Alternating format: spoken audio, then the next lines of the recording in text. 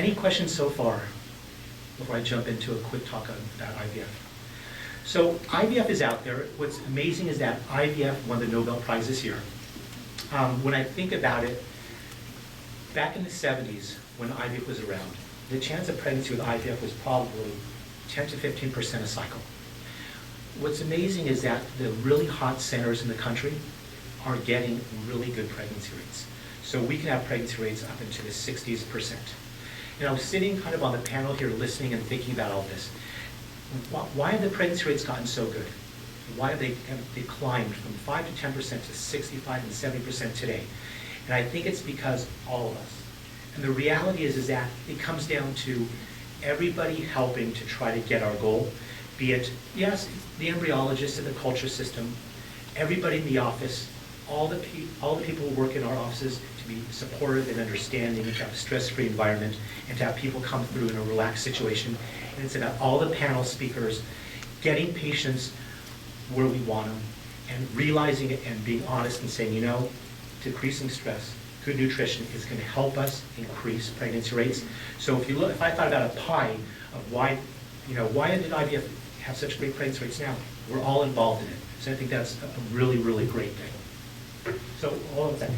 Let me go back. So for IVF, we use IVF if someone's tubes are blocked, if they have really, really low sperm parameters. The sperm is a couple million. Often it will not fertilize an egg. If we have unexplained infertility, you commented that it's very, very common. We know it. It may be 20, 30% of the time. What is it? It's a situation where we have someone who's done everything we've done in this room. They have regular cycles. They have a normal male, open tubes, and they haven't gotten pregnant yet. So often, in someone like that who's done Clomid, they'll move on to IVF. Situation if someone's ovaries not behaving early, someone may have their ovaries have eggs that are depleted and they stop cycling before they're 4 years old, we use IVF. And after 3 or 4 IUI cycles that haven't worked, we move on to IVF. So the next slide. So there's 3 steps of IVF. Beth told me to at least talk about the hormone that is used in IVF. First of all, we stimulate the ovary. We use a medication called a gonadotropin, which is a follicle-stimulating hormone. And it's the hormone that goes to the ovary to tell the ovary, let's make a lot of eggs. Because remember, on our own, we make 1. Sometimes on Clomid, if we're super ovulating, we'll make 2 or 3. But with IVF, we want a lot of eggs. So you can see this picture to the right. That's an ovary that has had gonadotropins for 8 days, and you can see all the follicles there. There's 9 or 10 follicles there. That's one ovary. And in each follicle, you can see the bottom picture, there's an egg. So an egg in each follicle. On stimulation, we'd like someone to make a lot of follicles, and then we have something to kind of use and work with in the laboratory. So hyperstimulation is the first step. Go next slide. The second step is an egg retrieval. And this is a procedure that is done under local anesthesia. It takes truly, but don't tell anyone, 10, 15 minutes. And we use a vaginal probe, vaginally, and we put our needle through the vaginal fornix while you're sleepy. You do not feel it. We go into the ovary and we remove the fluid from each follicle and get the egg. So we assume in general people get between, the world average of eggs retrieved is about 11, but people have between 3 and 4, up to sometimes 50. The eggs come into a trap and we collect them all. And then they're brought into the laboratory and then we commingle with egg and sperm together. Any questions about this slide by chance? So the next step is, now we have all these great eggs that we want to put sperm with. So one way we do is with what's called conventional insemination, where we put sperm in, let's say, 50,000, an egg and 50,000 sperm together. And you can see this really, really cool picture. And the best sperm is going to get inside, stop the other sperm from coming in, and fertilize this egg. I would have to mention ICSI.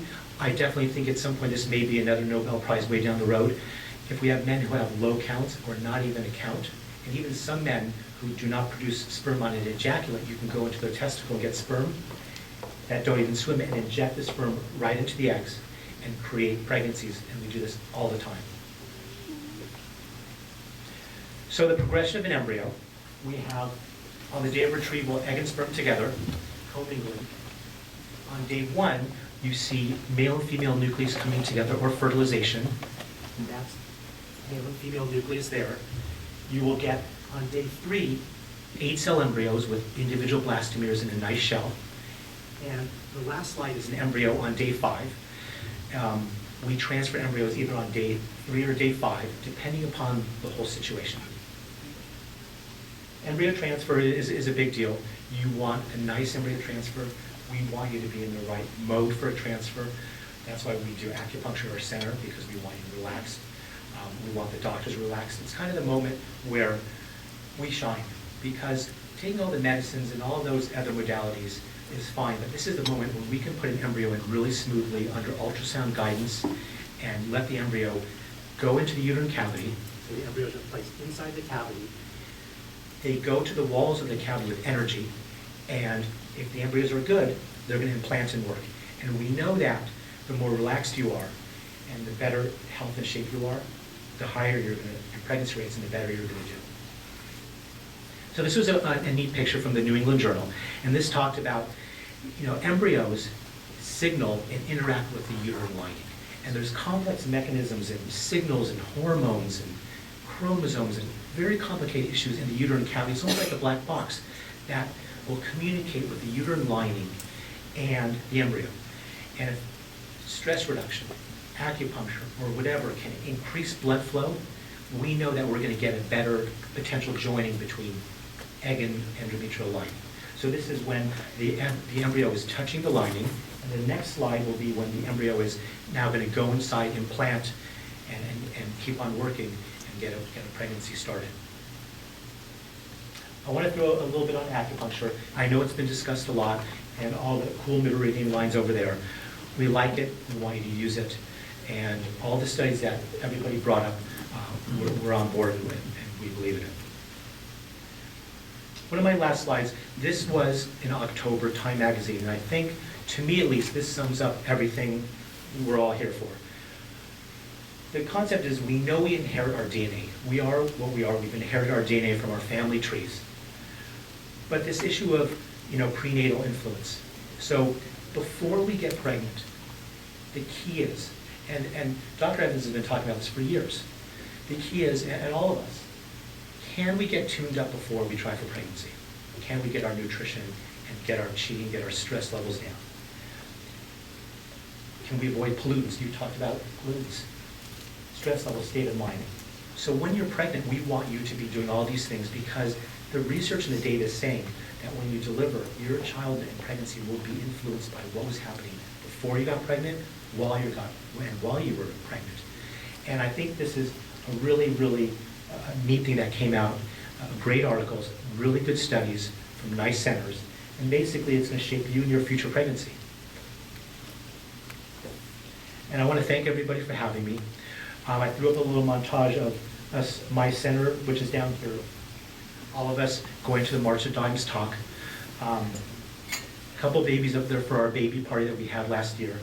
And just a little quick discussion on the different seminars we do in trying to get people ready for pregnancy. You can come to the back and take a peek at our seminars. And I want to thank you very much.